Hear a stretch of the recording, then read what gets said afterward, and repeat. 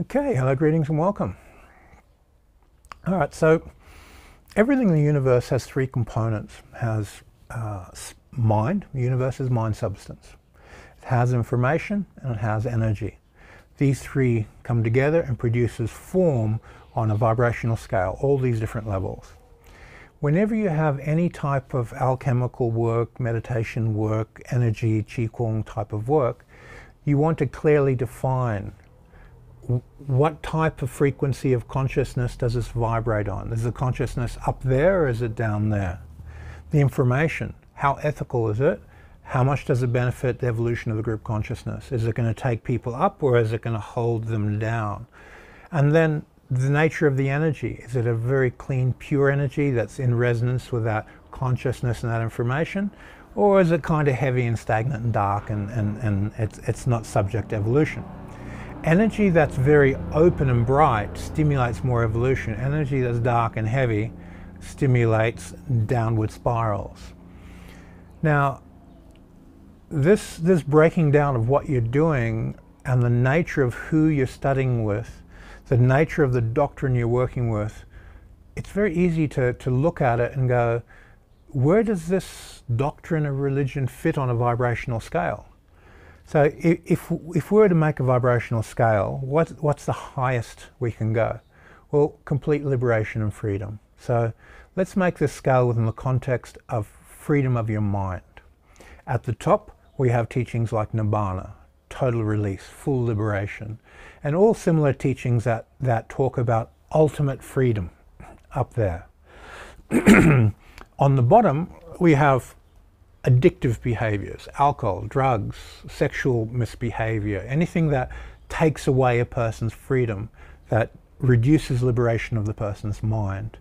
So any system that has cultish behavior that says you have to do this, it's not liberation, it's restriction.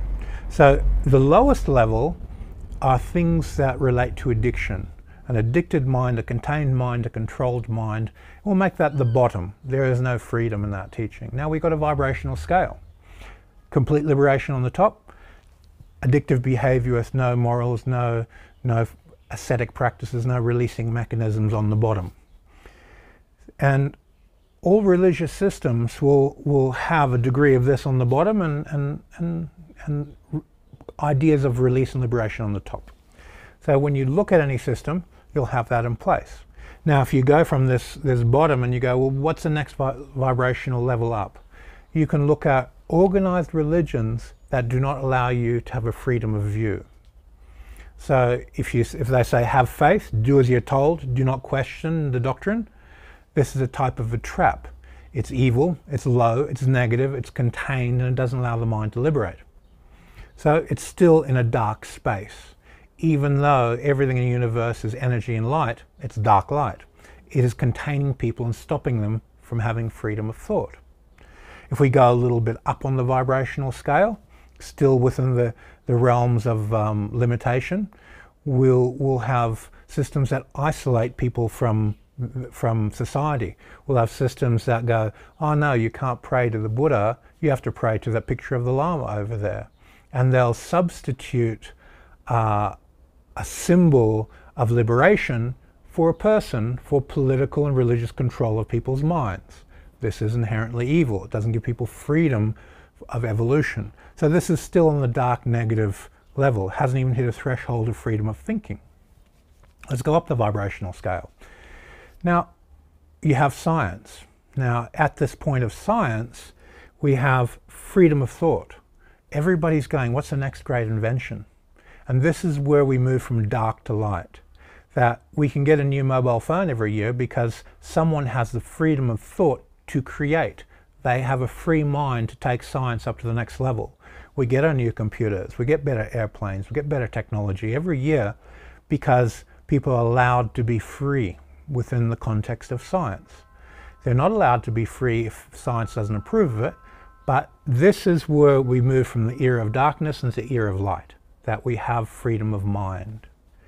And then how do we go from this freedom of the intellect to freedom of intuitive thinking? So the next level is systems that develop intuition.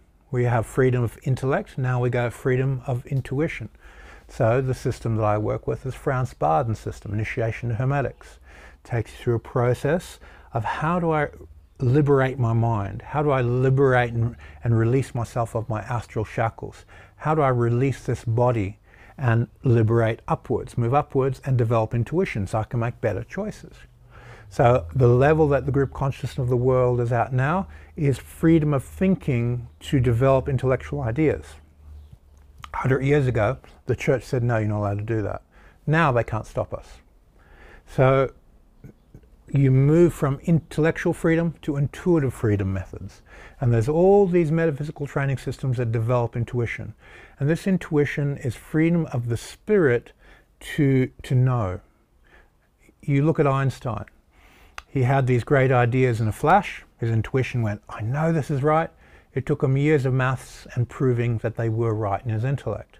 So the intuition is very, very fast, where the intellect takes time. It's inside of time and space. So there's the next level of developing the intuition. Now, from there, we go, okay, what are we going to do with this higher intellect and this higher intuition? We have forms of high magic, forms of spiritual healing systems, forms of spiritual ascension where the mind is allowed to raise up to higher levels, where you're looking at the highest potential of everything around you.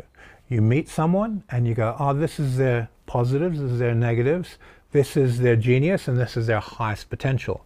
And if you pay attention to that highest potential, you're engaging into forms of high magic, where you stimulate their next developmental stage of evolution by paying attention to their greatest good. So that's the next stage. What do you apply your intuition to? You intuitively look at someone and go, they've got that potential, you pay attention to it.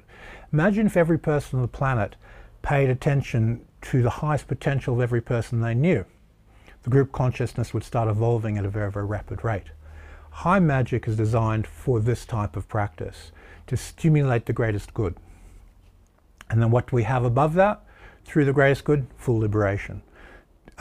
Teachings that work on complete release and freedom of the mind without any shackles, physically, astrally, mentally, working with non-dual light, working with where non-dual light goes to a universal type of consciousness, touching ideas of a fully liberated God consciousness, to touch Nibbana and so forth. So when we go back to the origin of this talk, everything is consciousness, everything is information, everything is energy. Where does that information, that consciousness and energy vibrate on the vibrational scale of freedom? Is it something that gives you complete freedom on every level? That makes you feel like you're ascending and raising up to something new? Or is it containing you in a small box and saying you're part of the cult, you're not allowed to do this? You have to do as you're told. Now, if you have to do as you're told by any organization, any person, you should have a little red flag going up going, wait a sec, this person isn't liberating me, they're controlling me. So they have a control drama, walk away from that. And always look at everything the vibrational scale as an ascension pathway. What is going to take you up to your highest? What's going to take you from here up to there? It's common sense. You can look at the feeling of the energy, intellectually look at the information, and look at the liberation and space of the consciousness that is contained within any teaching, and with your own intelligence you can evaluate where does it slot into the vibrational scale. If I follow that teaching, where am I going to be in 1 year? How is it going to improve my life? Where is my mind going to evolve up to? And everybody has that intelligence. Everybody can look at a system and go, well, that's controlling me and that is liberating me. Break it down into 3 qualities. The feeling of the energy, the intellectual quality of the information, and then the nature of consciousness. How much space does it have? Is it small and contained or is it really big? If you put whatever you get exposed to through that filter, you can make better choices in your spiritual development. Okay, let's leave it there. Thank you for your time, and see you on the next video.